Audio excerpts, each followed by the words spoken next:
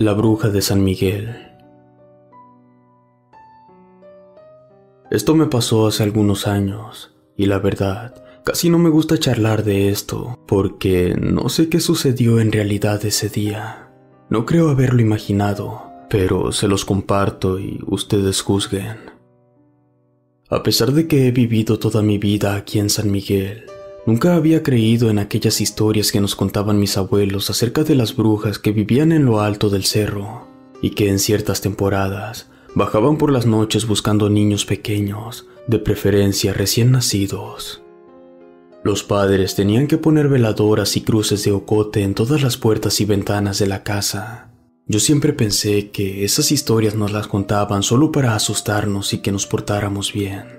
Pero en varias ocasiones me tocó ver aquellos puntitos luminosos saltando por todo el cerro, aunque yo siempre traté de darles una explicación lógica y no quise quedarme con aquella creencia de que eran brujas volando dentro de bolas de fuego. Un día, estando de visita con mis abuelos, tocó que había un baile en el pueblo. Me acompañaba una amiga y Alfredo, mi primo. Esa noche, la verdad es que nos quedamos hasta que se terminó el baile, ya que se había puesto muy bueno. Ya como a eso de las 2 de la madrugada, le dije a Alfredo que me acompañara a dejar a mi amiga. Ella vive en una ranchería cercana, como a unos 15 minutos caminando desde el baile, atravesando un costado de un cerro. Caminábamos tranquilos, la verdad, íbamos bien a gusto platicando con mi amiga. Aparte de que conocíamos muy bien ese camino y aunque estuviera oscuro, nos sentíamos seguros. Llegamos sin problema, la dejé en la puerta de su casa, me despedí de ella y Alfredo y yo nos dimos media vuelta y regresamos por donde habíamos venido. Pero un tramo más adelante nos pasamos a una vereda aledaña. Esta sí estaba más adentro del cerro de San Miguel y también está más tupida de árboles y vegetación, pero si le atajábamos un buen trecho, nos quedaba más cerca para llegar a casa, solo que si estaba muy sola, casi no pasa gente por ahí en el día, y mucho menos en la madrugada, y la verdad nos confiábamos, ya que nunca en la vida nos habían espantado por estos lugares. Ya íbamos como a la mitad del camino, cuando empezó a calarnos un poco el frío. Alfredo ya tenía cara de sueño y yo solo me sentía un poco cansado. Aún así, íbamos a buen paso. La madrugada estaba muy silenciosa. Solo se escuchaba cómo soplaba un poco el viento, el sonido de los grillos y nuestros pasos sobre ese camino de gravilla. Desde hace rato se nos habían quitado las ganas de platicar. En esas andábamos, cuando Alfredo se detuvo de pronto y me señaló un puntito de luz que se miraba hasta arriba de un cerro, y me dijo asustado: «Esa es una bruja», y se quedó ahí parado mirando. Al momento no le hice mucho caso, ya que se ven seguido por aquí y las habíamos visto muchas veces, pero entonces me dijo más asustado que la bruja ya había brincado. Alfredo siempre había sido medio cobarde, así que no le volví a hacer mucho caso que digamos, y seguí caminando.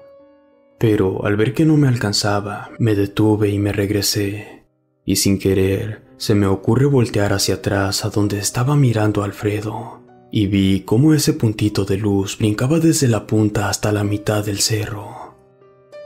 Sí me dio miedo, sentí un escalofrío en todo el cuerpo, y entonces le grité a Alfredo que nos fuéramos, pero ella no me contestó. Volteé a todos lados buscándolo y ya se había esfumado. A lo lejos me pareció oír sus pasos corriendo en el bosque y después un fuerte alarido, y en un rato más ya no escuché nada. Le grité un par de veces pero no me contestó.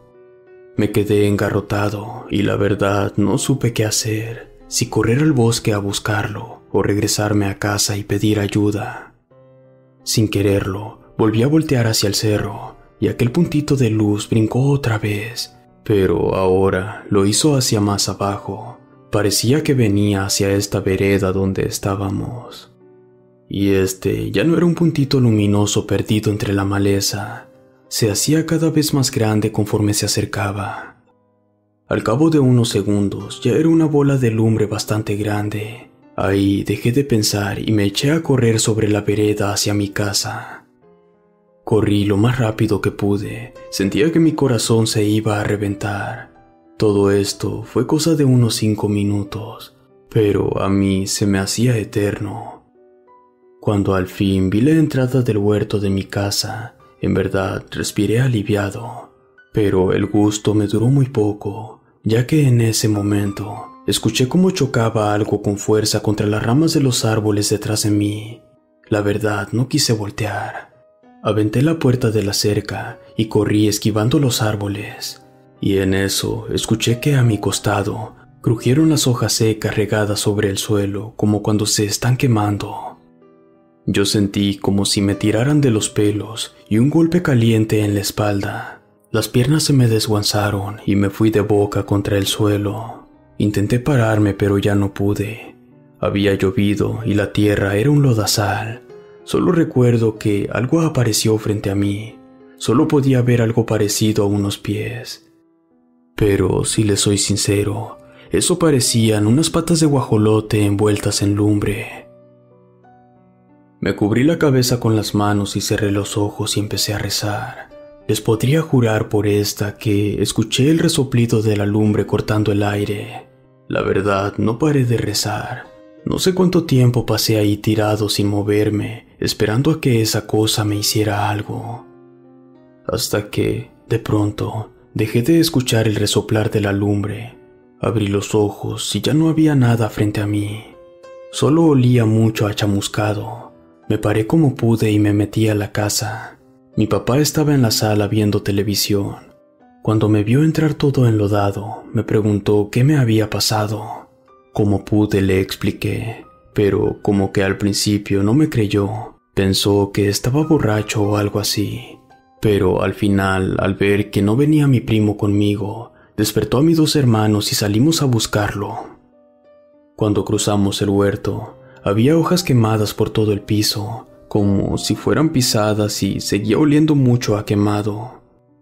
Apenas salimos de la cerca, vimos que a uno de los árboles de los grandes se les había quebrado varias de sus ramas altas. Como todos llevábamos lámparas, pudimos caminar más rápido hasta donde se había perdido Alfredo. Ahí nos dividimos. Mi papá y yo nos metimos al bosque, y mis hermanos siguieron sobre la vereda.